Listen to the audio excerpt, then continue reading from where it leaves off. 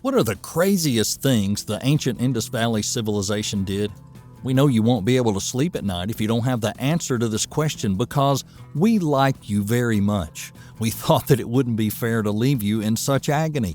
So without further ado, without further delay, without further waiting, here you go. These are the top 10 craziest things that the ancient Indus Valley Civilization did.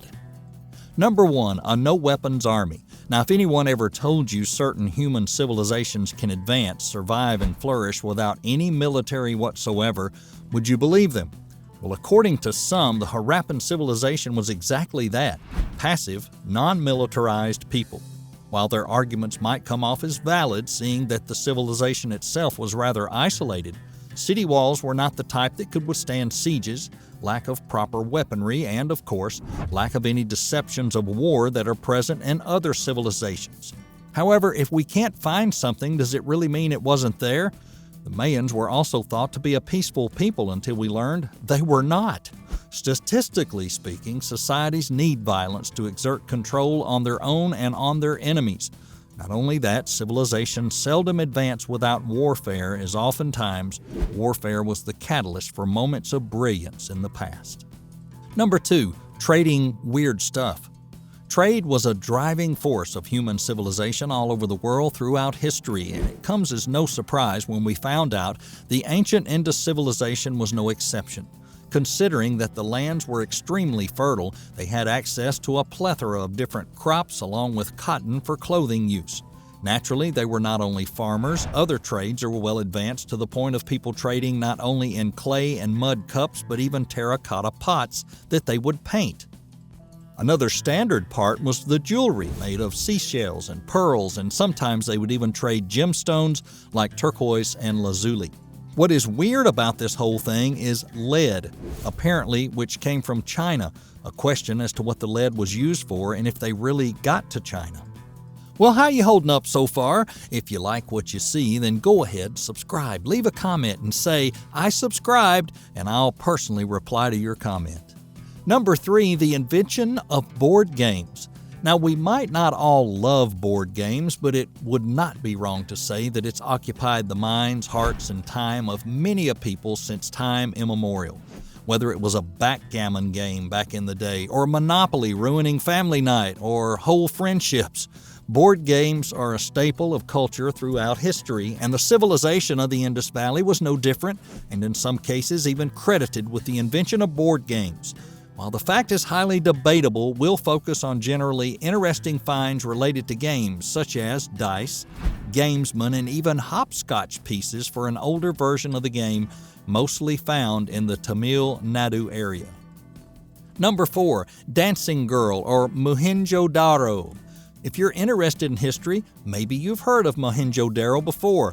It's an extremely interesting and important city with regard to showing the technological level of the Indus civilization, of which this was by far the most advanced. Despite it being the technological marvel of its time, the city was abandoned quite abruptly in 19th century BCE. Other than the amazing civil engineering and urban planning, Mohenjo-Daro left us with very exquisite pieces of an artifact of a very unique wax casting technique. The most prominent thing about the discovery of this statuette that depicts a dancing girl is the fact that it shows that the people of Mohenjo-Daro had knowledge of advanced metallurgy techniques.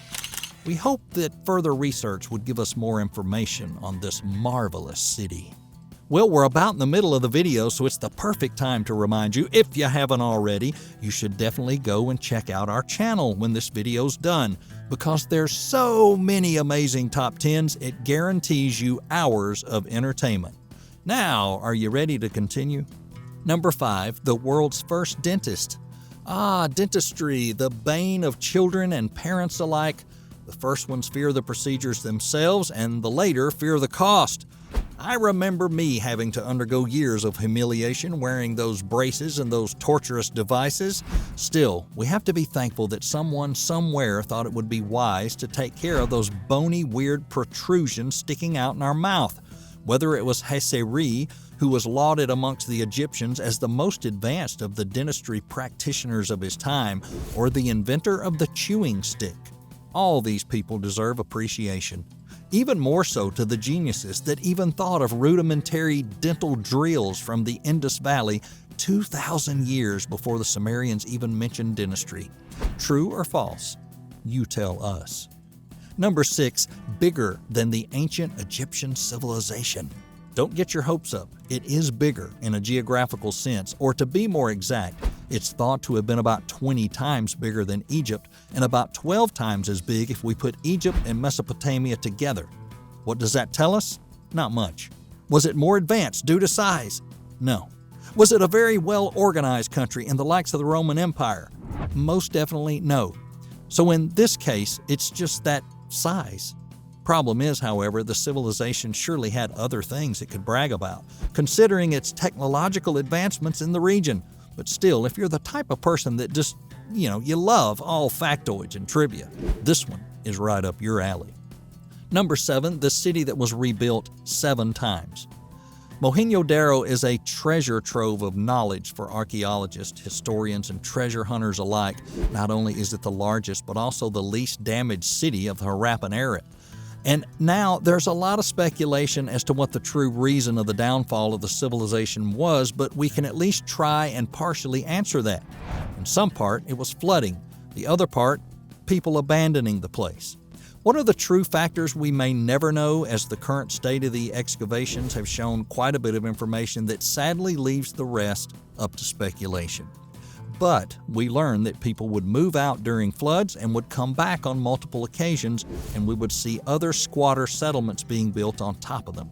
Still, it leaves so many unanswered questions.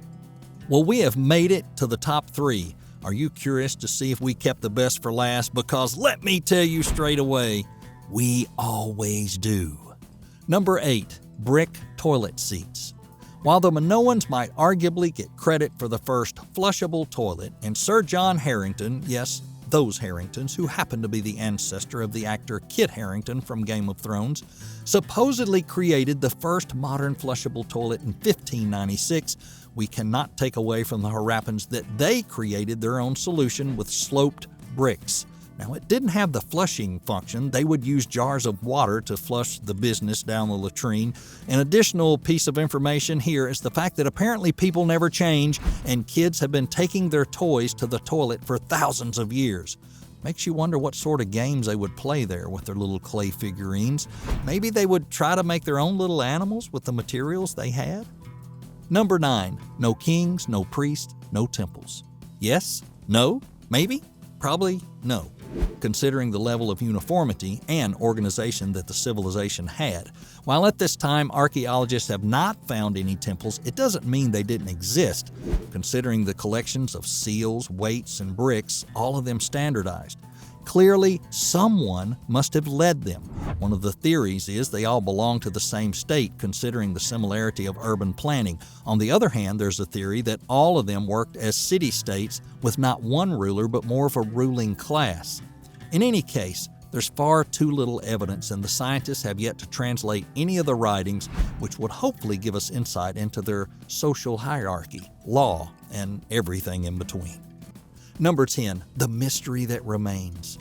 It's amazing that we know so many things about the things that Indus Valley Civilization did, but we still don't know the reason for their extinction. There are, of course, many theories about this, and so many conspiracy theories, but we came down to 2 main ones that seem more likely than the others. First, we have the climate change theory. This theory suggests that one of 2 main events was the reason that brought the climate change that collapsed the civilization. Either it was the drying of the Saraswati River or a great flood. So yeah, either too much water or none at all. And it makes sense, kind of. In reality, any change in the climate could lead to the distraction of the civilization, and a lot of the evidence that experts gathered from the skeletons suggests they might have died of diseases like malaria. Others insist the biggest problem the climate change caused was the monsoons that destroyed the agriculture. Truth is, no one knows for sure. All right, now let's look at number 2, the second theory, which is just as likely as the first one.